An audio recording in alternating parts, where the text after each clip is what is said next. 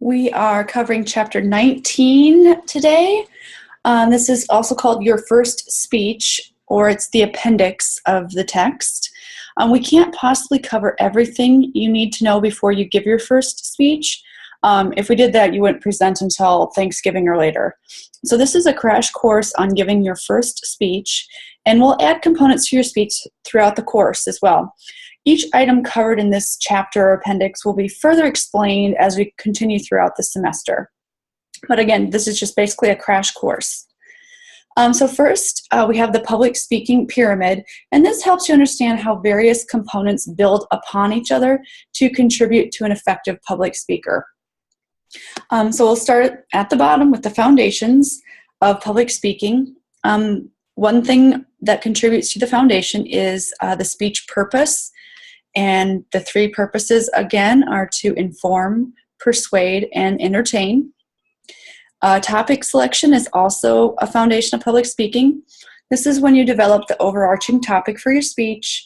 You also need to keep in mind the parameters of the speech, like the setting and your requirements, really anything that's in your course packet, for example, or if you're giving a speech to a boss or to a client, if you know you have 4 minutes to talk, or if you know they're expecting a PowerPoint or they're expecting a handout. So you have to keep in mind the parameters of the speech. And also your topic should be appropriate for both you and your audience. And then the third and final part of the public speaking foundation is the audience analysis. So you need to ask yourself, who are my audience members? What characteristics do my audience members have? What opinions and beliefs do they have? What do they already know? What would they be interested in knowing more about? And what do they need? And after you get those items decided on, you want to start beginning your speech preparation. And there are three parts to the speech preparation. It's research, organize, and support. And I'll go through each of those three. So first, for research, your first speech, the I believe speech, doesn't require this, but you should pay attention anyway because you're going to be using research in the rest of your speeches. You want to conduct a review of the topic. So you look at magazines, newspapers, websites, academic journals, and books, encyclopedias. And from there, you want to use sources that are more specified and specialized. So you start, get your idea, and then once you really have an idea of what you are going to be focusing on, you want to get to the specialized journals or specialized websites. The next step of speech preparation is organization, and this is determining the basic structure of your speech. And your research will help determine your main points and how all of that information is organized. And you can see in the reading notes that I have it set up so you can see how an outline should look, and we also have those outline templates that you should definitely use when creating your speeches for this class. You want to determine the basic structure of your speech again, and first we start with the introduction, setting up the main idea of your speech. You want to get the audience interested, use an attention getter. This might be an interesting quotation. Make sure you say who the quotation is from. You might tell a story. For your I believe speech, since you have such a small amount of time, it could be a very brief story. You just really want to pique their interest. And that's, just say something that gets their attention, maybe give a statistic that's interesting, anything just to really get the audience interested in your topic. And then you include the thesis or basic idea. That's the third part of your introduction. And then eventually, the fourth part is that we will add an overview in your introduction. Each speech in this class builds upon the last speech. So the I believe speech just sort of gets you started, and then the informative builds on a couple of more parts, and then the persuasive adds a couple more parts from there. So that's the introduction. The second main part of the organization is the body. This is the bulk of the speech. We recommend 3 main points in the body.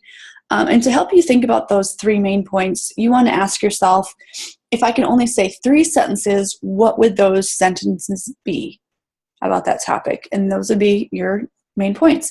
You develop those sentences into main points, and then you develop the main points by including subpoints of supporting information, evidence, examples, testimony, and as we go through the semester, we'll add even more options for you there. Then the third part is the conclusion. You want to restate your thesis to put everything back into perspective. If it's persuasive, you want to make a direct call to action, and that would be, so go out and vote, or so make sure you recycle. Those would be direct calls to action. For informative speeches, you might want to refer back to the device used in the introduction, and that can kind of bookend the speech. So if you told a story in the introduction, you might want to refer back to the story at the end, or end with another quote by the same person. Something that just kind of adds a nice endpoint to your whole speech.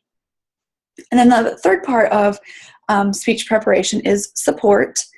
So the basic structure is created in the organization stage, right? And now we have to fill it in. So we turn back to information from the research phase, and you want supporting materials that help define, describe, explain, or illustrate those main points. So if something needs to be defined, you might want to use a source you found to help define that term in question. You might also use testimony from experts to support a statement, and that just reinforces the accuracy of your statement. In persuasive speeches, the quality of your support is actually even more important because you're trying to change the audience's thought processes or behaviors. And credibility really is key for persuasive speeches. The next part is to practice your speech. Practice, practice, practice. You have to practice out loud. It will be an absolute train wreck if you don't practice. Even the very best speakers practice. Do not try to wing the speech. Even if you did public speaking in high school and you did okay at it, do not avoid practice. You have to practice or it will be a mess. There's two aspects to speech practice. We have verbal delivery, and that's how we actually deliver the words within the speech.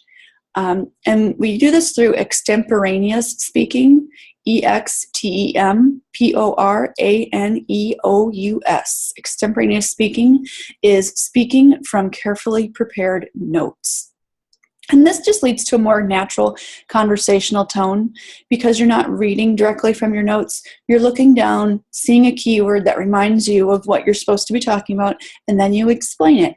And if you've practiced like I just told you should, it'll come out a lot better, and it'll just sound like you're having a conversation with the audience, which is what you want. You also want to avoid radio announcer voice, which is where you talk like this, and you're really excited and really formal, and it's just fake. So try to avoid radio announcer voice. So with verbal delivery, we also then have nonverbal delivery. This includes eye contact, so you want to make sure to look at your audience members. Gestures, and this is using arms and hands to add emphasis. These should be meaningful and not too much. So be careful of distracting mannerisms. Be careful of tapping the podium. Be careful of fiddling with your notes. Just make sure whatever your gestures are that they're meaningful. And then the third type of nonverbal delivery is movement. And this refers to large movement while speaking. So like walking from one point to another place. You do want to avoid pacing back and forth. And you should plan your movements if you're going to do this. If you're going to take a step forward at a certain point during your practice, you want to practice moving as well. So those are the basics of the public speaking pyramid. We have the public speaking foundations of the speech purpose, topic selection, and audience analysis. From there, you prepare your speech through using research, organization, and support. Then you practice your verbal and nonverbal delivery, and that should lead you to effective public speaking, especially for your first speech, which is coming up shortly.